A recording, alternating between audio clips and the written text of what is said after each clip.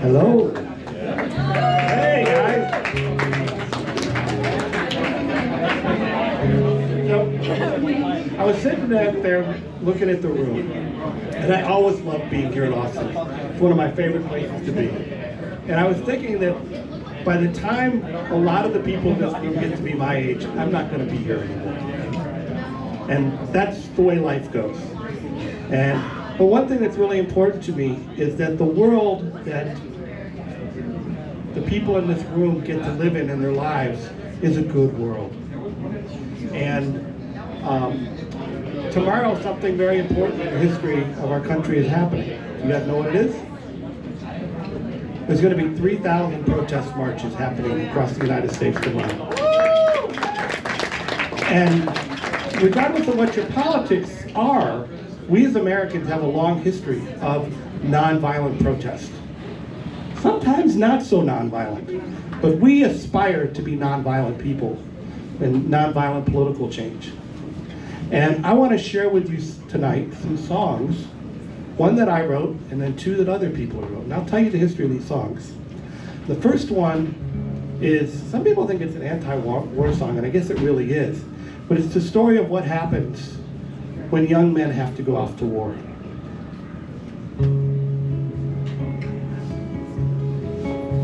Boy in a tower with a rifle in your hand,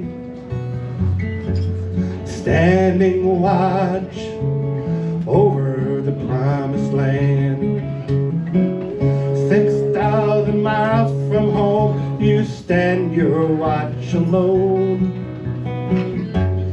silently praying no child comes in your zone.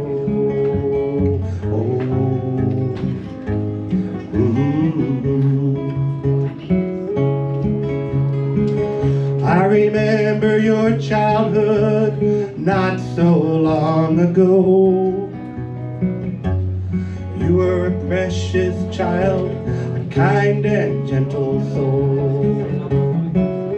We played with basketballs as taller you did grow. We dreamed of a homeland, oh so far away.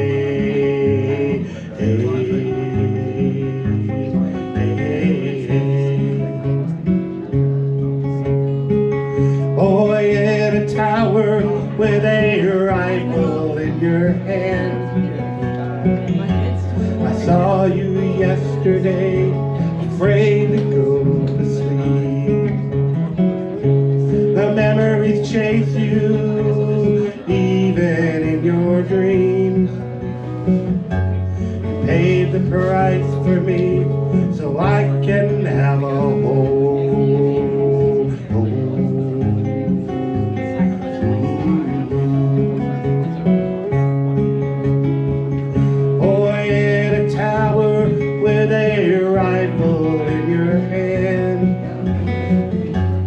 Maybe someday peace will rule the land. To know our neighbors and call them all our friends. To end your watch at night would be the greatest day.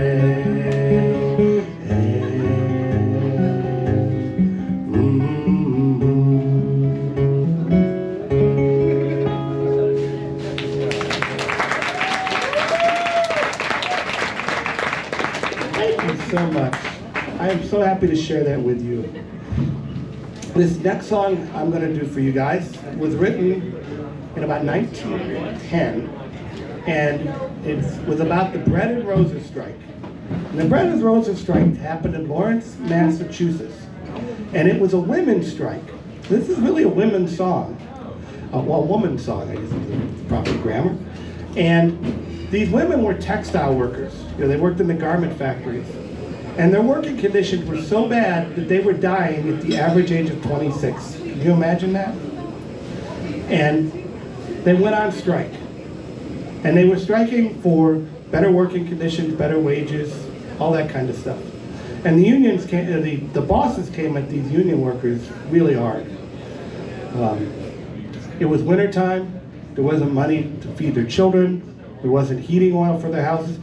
When the women went to send their children out on the train to friendly families in New York City, the cops actually attacked them. But you want to know what's important about that story? The women won the damn strike. They stood firm, they believed in their convictions, and they won the strike. And this is, to me, one of the prettiest protest songs. Today it's sung all over the world.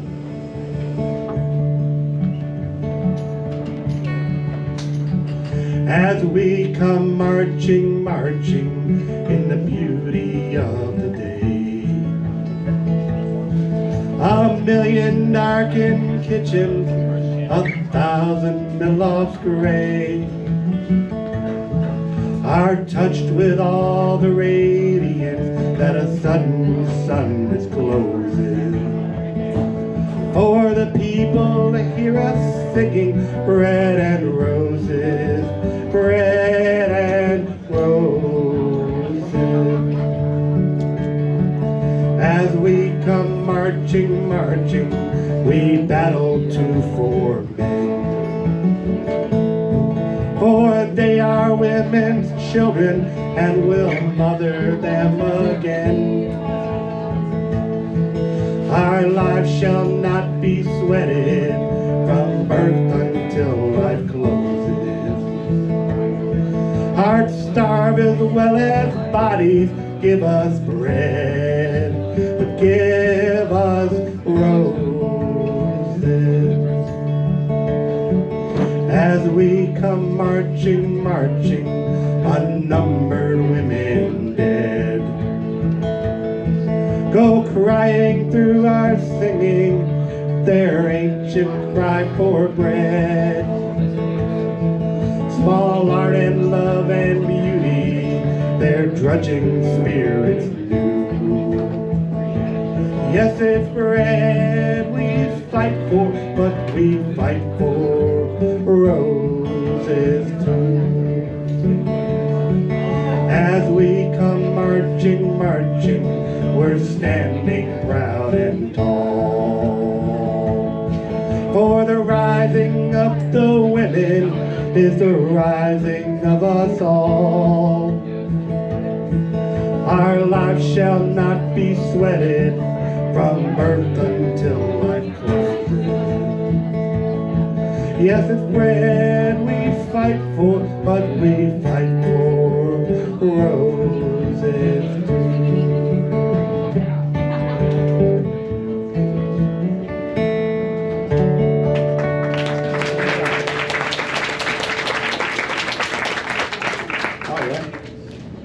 All right. So the last song I want to play for you tonight is another one. I've played it here before. It's one of my favorite songs to play. And it is probably the most famous protest song, at least that's come out of the United States. And it was written by a woman named Florence Reese in Harlan County, Kentucky. And this is during, I think, the 1930s. They were having what was called the Harlan County Wars. And it was a mine strike. And Florence's husband was a union miner. And that kind of pissed off the bosses and the local sheriff. And so one evening they came out to Florence's cabin in the mountains of Appalachia, and they were going to kill her husband. And her husband managed to know they were coming and get away, but they terrorized Florence and her children that whole night. But the next morning, Florence woke up and she wrote this song. And I think that song was hard-earned and deserves to be sung.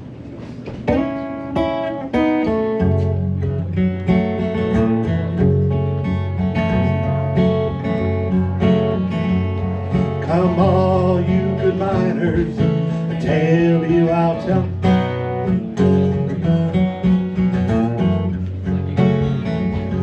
Of how that good union has come in here to dwell. Which side are you on, boys? Which side are you on? Which side are you on, boys? Which side are you on?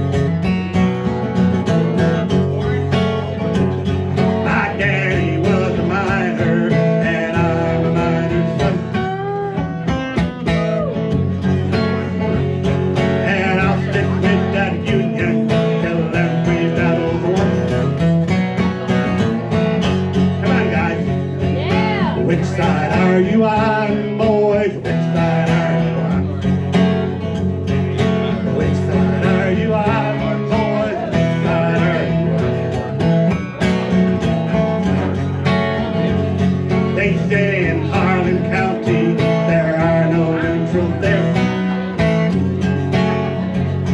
You'll either be a Union man or a thug for J.H. Blair. He was the sheriff. Which side are you on, boys? Which side are you on?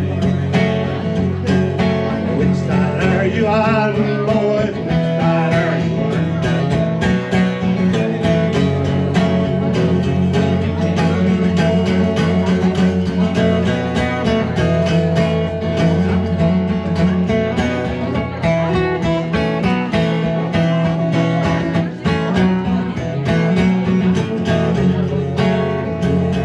Don't scab for the bosses, don't listen to their lies. Us poor folk haven't got a shot unless we organize. Which side are we on, boys? Which side are you on? Which side are you on, boys? Which side are you